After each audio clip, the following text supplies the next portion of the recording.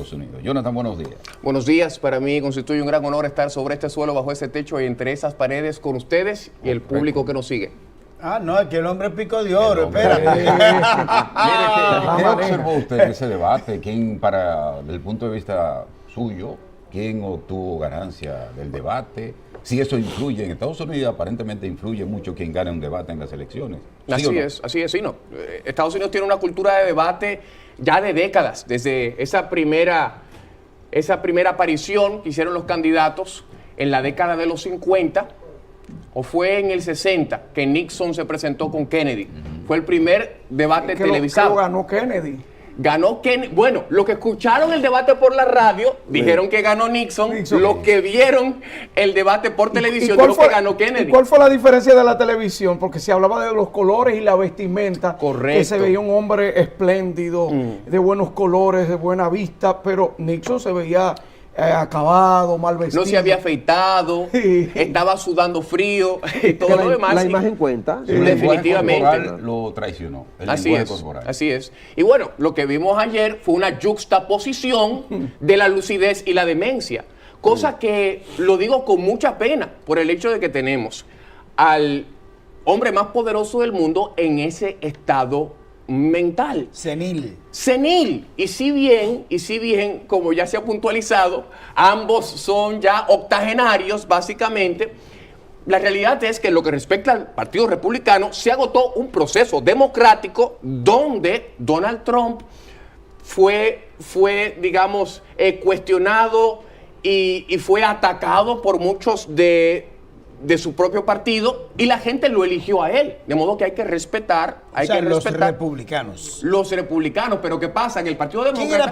¿Quién era el que competía con Donald Trump? Era Ron DeSantis. Raúl Santi. Ron DeSantis, que es el gobernador de la Florida. También había un hindú que se llama Vivek Ramaswamy, Nikki Haley, de Carolina del Norte, y Trump le ganó por doble dígitos, por mucho.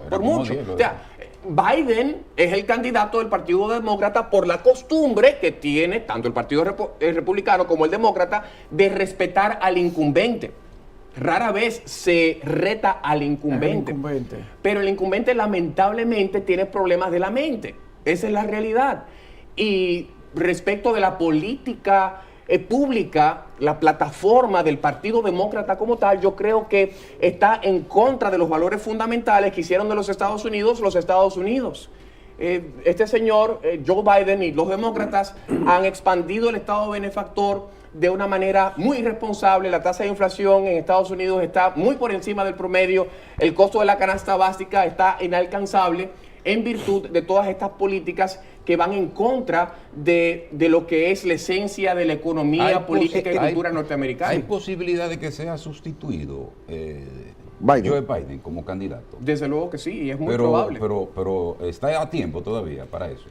Sí, lo pueden hacer. Técnicamente lo pueden hacer. Técnicamente se puede. Pero yo la hice esa pregunta antes de irnos a la pausa comercial y te la voy a hacer a ti.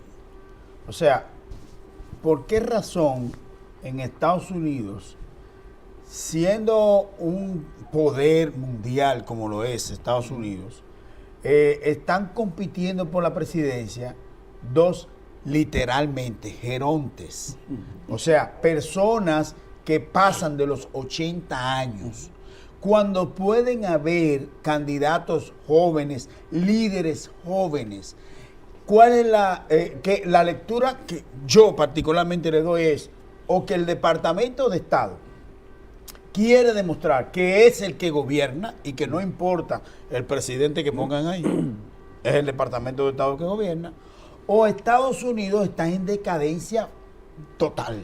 Te estás olvidando de tu líder, Balaguer. De liderazgo. Eso era un ejemplo que la gente decía. ¿Qué es lo que pasa en República Dominicana? Que tienen un señor que es nonagenario, ciego, sordo y mudo. O sea, eso decía mucho de la República Dominicana. No te olvides de tu líder. Sí, pero ¿qué pasa? En nuestra República Dominicana, especialmente en esos tiempos, las elecciones eran bien cuestionadas. ¿Sí? A nivel del Partido Reformista, en aquel momento no se hacían unas primarias con el rigor del lugar. En en Estados Unidos de Norteamérica sí existe una cultura de competencia, lo que tiene que ver, o existía porque ha cambiado, pero existía una cultura de competencia, lo que tiene que ver con el libre mercado de ideas. Y respecto del Partido Republicano y el Partido Demócrata, hay realmente un nivel de diferenciación respecto de las ideas que se plantean. Aquí no existe esa diversidad. Y hay más diversidad. Yo quería preguntarte pero no me respondiste, ¿eh? Bueno, le respondo.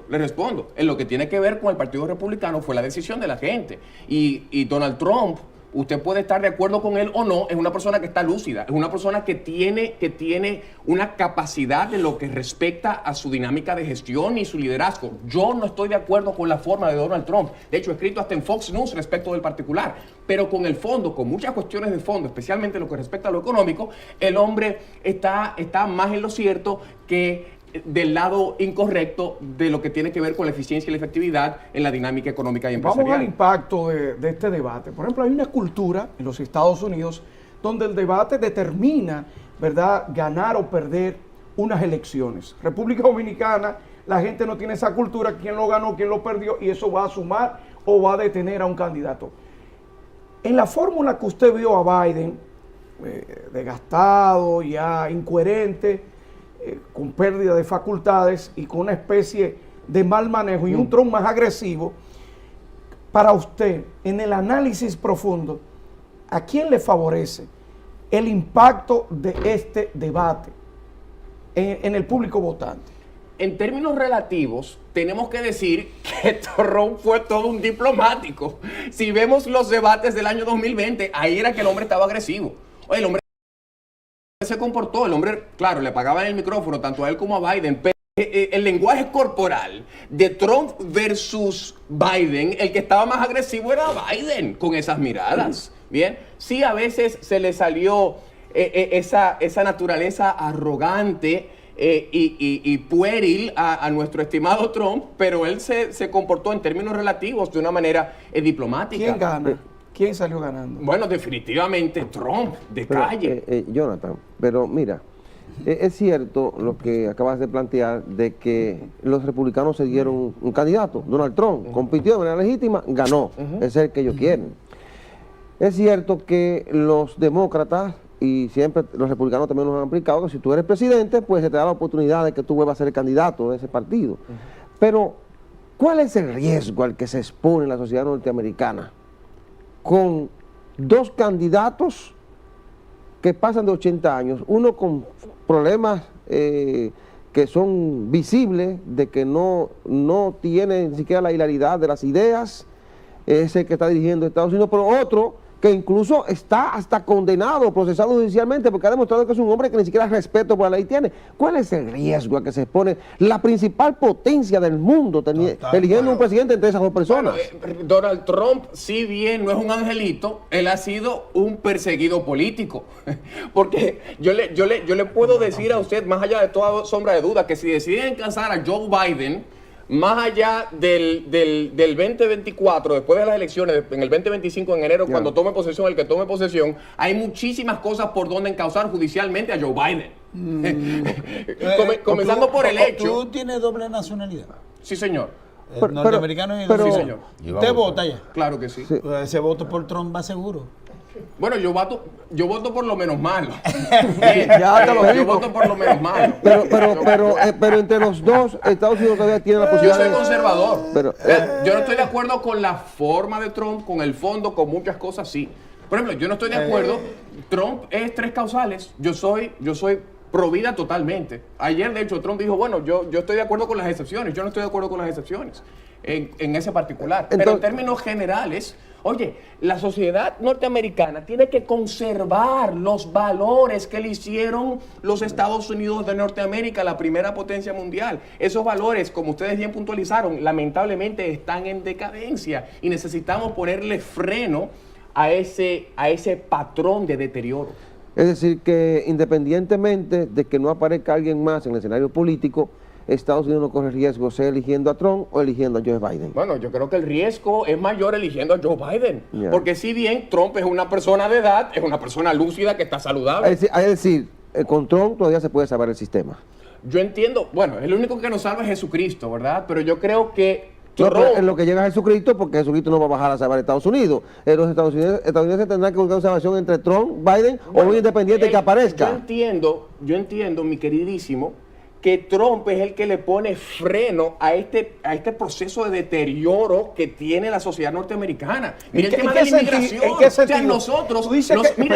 el tema de inmigración, por ejemplo, el cruce masivo por la frontera, usted entiende que ha sido una parte permisiva del gobierno de Joe Biden. Correcto. Entonces, eso ha sido, va en detrimento, en descalabro de esa nación. Apunta a usted y lo afirma como él. Desde luego que sí. Yo diría que todos los dominicanos, si le preguntamos sobre el tema que tenemos aquí en República Dominicana, sobre suelo y bajo cielo quisqueyano, respecto del haitiano, y lo extrapolamos a los Estados Unidos, todos seríamos pro-Trump.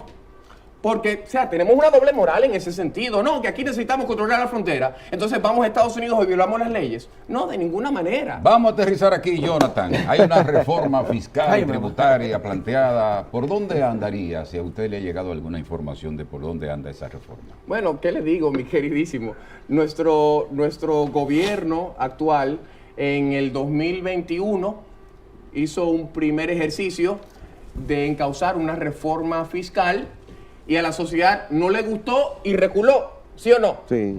Pero ¿por qué hizo lo propio? Bueno, porque en el 24 se tenía que insertar en un concurso electoral y dijo, bueno, voy a esperar a salir electo para entonces ya darle la medicina que necesita el pueblo. Ahora viene reforma fiscal, sí o sí. Si me pregunta a mí, yo entiendo que la reforma fiscal debe ser holística e integral, en el sentido de que debemos sí buscar modos y maneras de aumentar las recaudaciones, pero también de mejorar la calidad del gasto. Y mejorar las recaudaciones no por medio de un aumento de la tasa, sino de una ampliación de la base y una reducción de la tasa. El problema está en lo siguiente. Yo estoy de acuerdo con esa versión porque la he visto planteada por varios economistas, entre eso el señor Siriaco, creo que Henry Herbal ha dicho lo mismo. Otros economistas han planteado eso. Ahora, ¿qué pasa? Una de las situaciones que causaron, por ejemplo, la poblada del año 1984, ¿ustedes cuál fue? Que el gobierno de Salvador, Jorge Blanco, al firmar con el Fondo Monetario Internacional, hizo un acuerdo para ampliar precisamente la base impositiva. ¿Y usted sabe cuáles fueron los productos de arroz, el aceite, la madre al pueblo, el jabón? ¿Y usted sabe qué pasó? La población se fue a las calles. Entonces, una situación de ampliar la base impositiva, hay que plantear a qué base impositiva usted es que hay que razón. dirigirse. Desde luego que sí. Yo me estoy refiriendo más específicamente no a la ampliación de la base respecto del consumo, sino respecto del ingreso. Porque hay mucha gente en la informalidad. Hay mucha gente en la informalidad precisamente por la estructura fiscal altamente compleja. Muchos emprendedores se mantienen en la informalidad porque si se formalizan, entonces ya no son rentables. ¿Usted te refiere a ampliar base de qué? ¿Del impuesto de la renta o del ITEVI? Porque si tú hablas de formalizar, estás hablando de impuestos de la renta. Correcto. Ahora, cuando tú hablas de ampliar la base en términos generales, estaría entonces hablando del ITEVI, que ahí sí estaría grabando el consumo. No, estoy hablando del impuesto sobre la renta. Y el ITEVIS hay que bajarlo también. Porque el ITEVIS me compromete. El impuesto sobre la renta, el ISR. El ISR. Y el ITEVIS el impuesto de transferencia de bienes industriales. Déjeme entrar aquí. Yo escuchaba al presidente antes de llegar al gobierno y decía en una entrevista muy jovial que él estaba de acuerdo con bajar el impuesto al ITEVIS, que eso traería más consumo en la población. Esa es su forma de analizar, que en vez de aumentar, él había estudiado el modelo, creo que fue del 92, que se hizo una especie que para él tuvo éxito. Eso sería lo correcto, de bajar el ITEVIS. Entonces, como tú dices, ampliar la base del ITEVIS. Por ejemplo, yo escuchaba a un economista y decía, bueno, pero a los salones de alta jerarquía se les puede colocar, a los gimnasios también se les puede colocar, a los vehículos y a las propiedades suntuosas, porque esta gente lo puede aguantar. ¿Estaría usted de acuerdo en esa propuesta? Yo diría que sí, pero tenemos que pensar, yo entiendo que tenemos que pensar más allá de una tasa impositiva.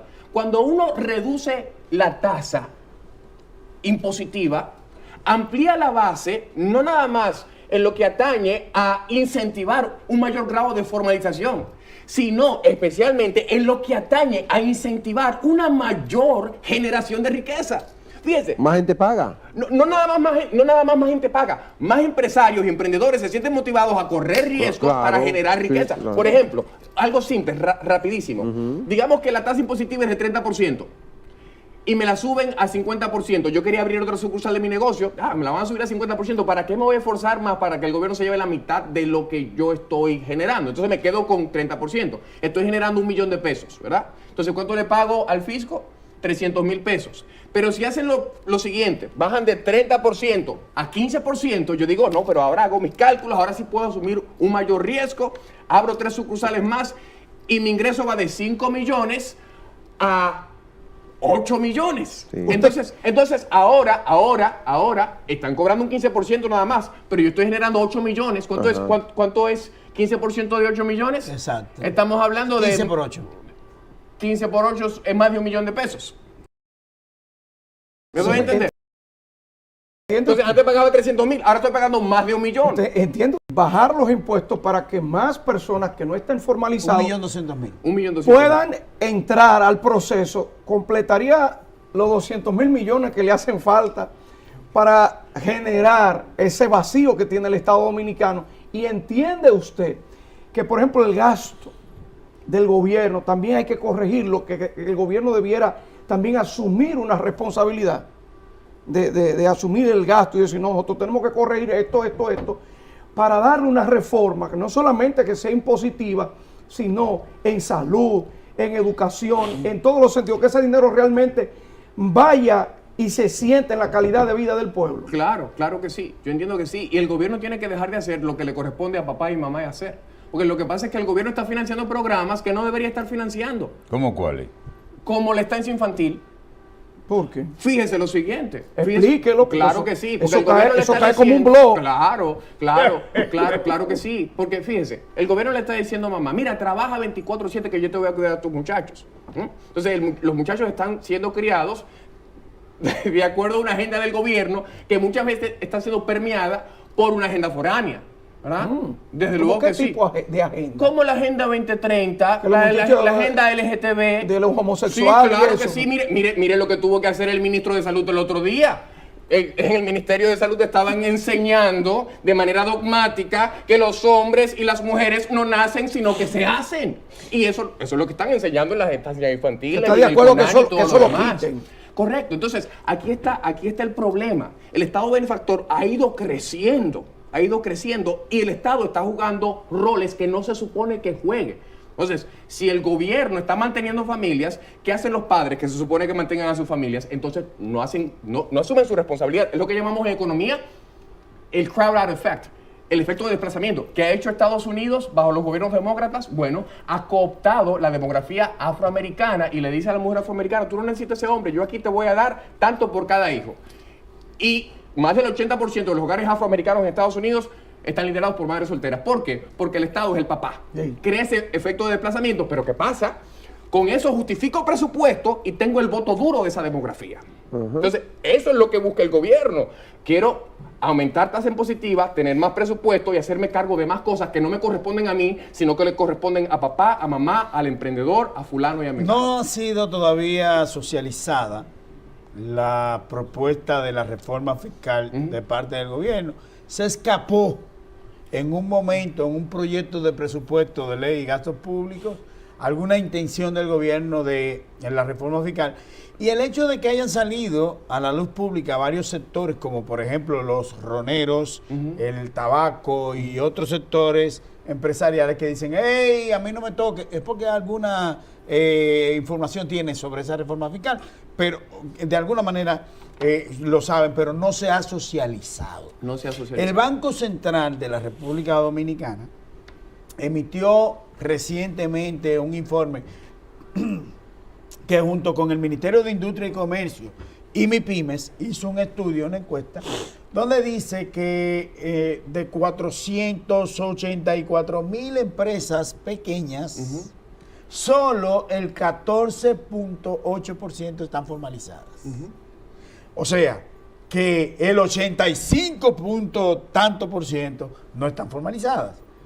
Dígole yo, usted es el experto, ¿no sería mejor incentivar a esas pequeñas empresas para que se formalicen, eliminando impuestos como el anticipo y otras cosas, para que estas personas que no se formalizan, estoy yo casi seguro, por el hecho de que, oye, no pueden pagar anticipo, no pueden pagar otros impuestos más, porque además de eso hay que pagar el ITEVIS, el ISR, Seguridad Social, o sea... Estamos en la misma página. Ahora mismo la estructura fiscal, sobre la base de lo que usted bien plantea, crea un incentivo perverso a la informalidad. Lo que tenemos es que crear un sistema que sea digamos, sensible a las realidades del emprendedor. El emprendedor que se formaliza ya tiene que sacar en su presupuesto por lo menos 3,000 o 4,000 pesos al mes para pagárselo a un contable que le lleve la contabilidad.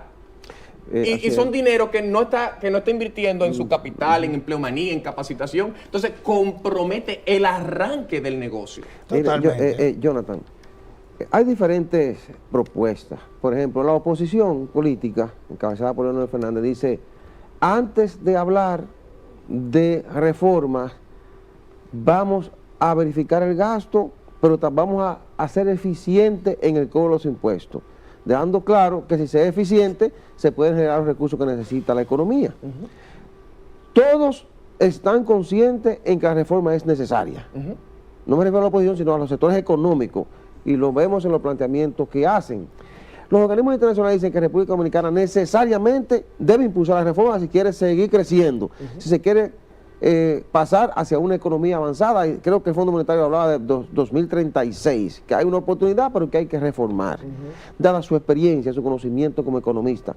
¿Cuáles puntos ustedes entienden de manera específica debemos modificar, a reformar para garantizar realmente el crecimiento sostenible de la economía dominicana y garantizar una calidad de vida diferente a la población? Son muchas cosas, pero una de ellas... Pero vaya citando aunque sea 10. Una de ellas es el desmonte de las estructuras oligopólicas sobre suelo y bajo cielo dominicano. Una, está bien, sí. Por ejemplo, el aeropuerto de Punta Cana es sumamente rentable, pero hágale un inventario a las exoneraciones fiscales que tiene el aeropuerto de Punta Cana y no quiere competencia al lado.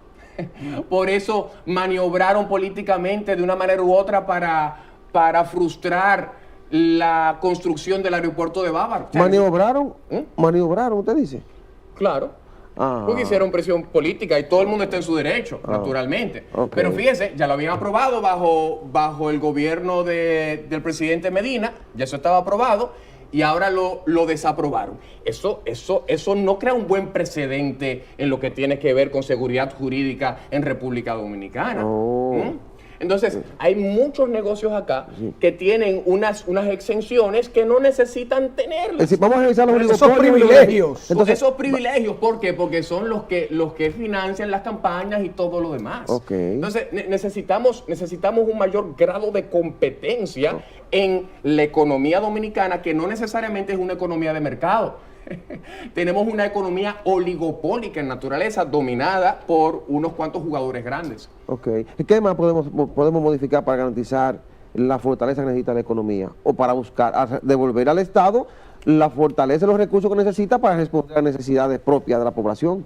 Tenemos que hacer un inventario de los organismos gubernamentales que son redundantes. O sea, que aquí el Estado está en sobrepeso. La dinámica política clientelar tiene el Estado en sobrepeso y el pobre sin un peso. Entonces, yo entiendo... ¿Cómo repite? La dinámica política clientelar sobre suelo y bajo cielo quisqueyano tiene el Estado en sobrepeso y el pobre sin un peso. Por el hecho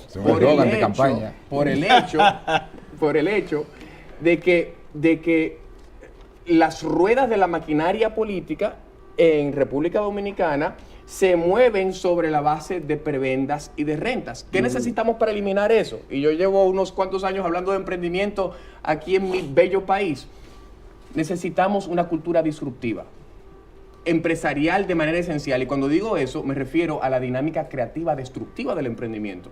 ¿Qué hizo el carro? Destruyó al caballo, al camello y al burro. ¿Qué hizo la computadora? Destruyó la máquina de escribir. ¿Qué hizo el teléfono? Destruyó el telégrafo. ¿Qué hizo el Uber? Destruyó el taxi. ¿Qué necesitamos en República Dominicana? Destruir esa dinámica política clientelar a través de una meritocracia integral. Mire, yo quería, porque quiero entrarme al pueblo que está viendo Cuidado, ahora. estos veganos son peligrosos. Ahora por la Super 7, como usted es un ducho en la materia, que me pueda decir si ha cuantificado en lo que es la evasión, en lo que es la informalidad, ¿cuánto eso le aportaría en esa reforma fiscal? Si se adoptaría de esa manera, ¿cuánto esto le aportaría para solucionar la situación? No. Usted ha hecho el cálculo porque usted es muy profundo. Bueno, mentiría si le digo que lo he cuantificado, pero yo le digo sin temor a equivocarme que estaría en el orden de lo significativo. Sería porcentaje, no hay porcentaje. No hay un porcentaje que usted diría, en un 80%, eso sería la solución en la reforma Sería fiscal. irresponsable si le doy un porcentaje porque no lo... Pero no lo juéguesela, usted tiene que jugársela. Bueno, usted se la ha jugado en otros temas. Yo le diría que estaría en el orden de los 2 dígitos, sin temor a equivocarme, por encima del 20%. Desde luego que sí. Lo punchamos. No, muy bien. Pero no lo he cuantificado, tengo que decir la por verdad. casualidad de la vida, porque usted habla de ¿cómo fue? De la reforma integral, de la manera que nosotros podamos, como en el ámbito, para sustituir ya el ámbito clientelar por uno... A través de una meritocracia. Meritocracia. Hay una dominicana que se llamó Abigail Mejía. ¿Usted la conoce? No la conozco. No, ella escribió un libro muy interesante. ¿Titulado? ¿Sabe cómo se llama? ¿Cómo se llama? Sueña, Pilarín. Sí. Muy bien. El soñar no cuesta nada. Mira, lo que hay una dominicana que él sí la conoce, que es famosísima a nivel del mundo, y es violinista. Y me es gobierna. Y lo gobierna él. ¿Cómo va ella? ¿Cómo va? Bueno, sin ella le comento. Dígale quién es ella a la gente que no lo sabe. Sin ella mi corazón es como un violín sin cuerdas, como un piano sin teclas, como ofertas sin demanda. Ay, es que el tigre tiene muela. Aisha. Es que el tipo tiene muela. Aisha, Y yo soy un privilegiado de ser la otra mitad de Aisha. Ella es la mejor mitad, Aisha, sin lugar a dudas. Aisha, ¿cómo es que se pronuncia? Seyed. Aisha Castro Seyed. de Veolio, aplatanada ahí, con Chenchen al final. No, bueno, él es el esposo de ella, de la violinista. de la primera violín de este país. Por Él la se gracia de Dios. levanta y oye muchos violines.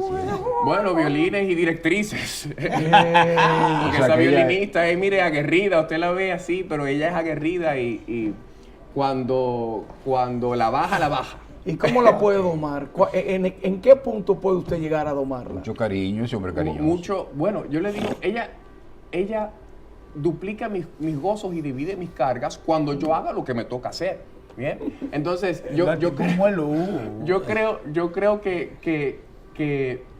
no lo voy a decir domarla, porque eso puede sonar un poco peyorativo, Sí. pero yo diría que nosotros los hombres anclamos a nuestras mujeres cuando respondemos a nuestro llamado de complementarlas. Y las mujeres hacen lo propio. Ahora, hoy día el matrimonio ha sido comprometido porque se está predicando un mensaje donde la mujer deja de ser mujer y el hombre deja de ser hombre. Al estilo Luisín, ¿usted la acompaña en la gira? ¿Usted siempre anda con ella? Bueno, antes de que tuviésemos a Olivia, sí la acompañaba, pero cuando nació Olivia, si ella se va, yo me quedo, y cuando yo me voy, ella se queda. Ustedes se van mitad. ¿Cómo se Una goza? gira, por ejemplo, que ella tenga una gira por Europa de tantos meses, ¿cuánto? No, ya no. llegamos a un acuerdo y no pasa de 10 días. Ah, ok. Entonces, ustedes se van al mitad. ¿Perdón? En el matrimonio ahora tú pones la mitad, yo pongo la mitad. No. Usted no está en ese. No. Usted asume Ella, el yo matrimonio de aquel tiempo, de Claro, que usted es el hombre, salario de el ella, proveedor. que lo ahorre. Y nosotros nos planificamos respecto de nuestros gastos de acuerdo a mi salario. Lo de ella es se ahorras. Hay un gasto extraordinario. Pero es de ella. Le toca la puerta. No, es de los dos. Desde los dos. Es que el economista, acuérdate. Pero ¿qué pasa? Yo estoy llamado a proveer. Yo soy cristiano y me circunscribo, por más anticuado que me puedan catalogar, yo me circunscribo al diseño bíblico del matrimonio. Usted no se atreviera a que ella lo mantuviera si usted se viera No, en una de ninguna situación manera. difícil. Bueno, ¿Cómo? bueno, Si si me viera en una situación no, difícil, espera, aguántese. bueno. Si Dios, porque la Claro. vida tiene muchas Usted tiene facetas. razón. Si- Luisín, sal de estos cuerpos. Espérate, no, espera, que hay que meterle un poco de Luisín. El espíritu de Luisín está hoy aquí. Caramba. Entonces dice, usted viene y llega ese momento difícil. Que no pasó porque tenía que pasar. Y si usted no tiene empleo, yo cojo los rieles de la economía de la familia. Usted dijo que no aceptaba eso. No, bueno, ¿qué le digo? El Señor, el Señor es el que dispone. Ahora nosotros, en nuestra etapa productiva, yo entiendo que estamos llamados a tomar todas las contingencias del lugar. Por eso existen ser seguros humilde. de salud, seguros de vida, etcétera, etcétera. Y ahora que estoy en etapa productiva, tengo que ser lo más prudente posible para tener ese fondo de emergencia en la eventualidad que se materialice X, Y, Z. Director, No vaya- quisiera ponerla en esa situación. Pero lo porque quiero- aceptaría, ¿verdad? Director. Tengo que aceptar lo que, pero usted sabe que yo lo que quiero es que ella pueda criar a nuestros hijos y yo pueda hacer lo propio con ella de manera apropiada. Director, búsquese un concierto de Aiza ahí para que vayamos poniendo. un poquito. Ahorita se va a ponerlo, sí. Jonathan, Señor. cuando usted va a los eventos de Aiza, ¿cuál es el concierto que más le gusta de ella? Bueno, a mí me encanta el concierto de Tchaikovsky para violín. Y tuve el privilegio de ir con ella a Brasilia, donde lo tocó en el palacio de esa ciudad que se llama Kubitschek. Sí. Se me olvidó el nombre completo, pero fue un deleite. Ahí descargué la mente, enriquecí el corazón. Mira, pero sigo con Luisín. Espérate, Luisín no sale de ese cuerpo, perdón. Descargué la Luisín. mente, enriqueció el corazón. Termine la frase. Y me llené de un grado inefable de emoción y de pasión. En su casa de Santiago, por ejemplo, usted vive en Santiago. Sí, señor, allá a sus órdenes. Ahí no se oye bachata, ahí no se oye salsa. De Juan Luis, yo la enamoré con algunas bachatas de San Luis. Ahí no se oye merengue típico santiaguero, Fefita la Grande, no suena ahí, nada de eso. De Juan Luis. De Juan Luis me encantan. Pero ella es santiaguera, a los santiagueros le encanta el A ella le merengue gusta su típico, bachatica. y ella sabe bailar. Sí, el que no sabe bailar es un servidor. Ay, ahí hay una contradicción, pero Gustavo. hago el allante, por lo menos. Bueno, gracias Jonathan, Dios gracias. lo bendiga. Pero no vamos a Jonathan. poner a Aiza ahí en el aire. No, Ahorita no me lo- diga. Gracias Jonathan de Olio Puch, economista, conferencista, asesor empresarial y el esposo de esa que estaba ahí. Y Regalo duro y con orgullo. Y Muelú.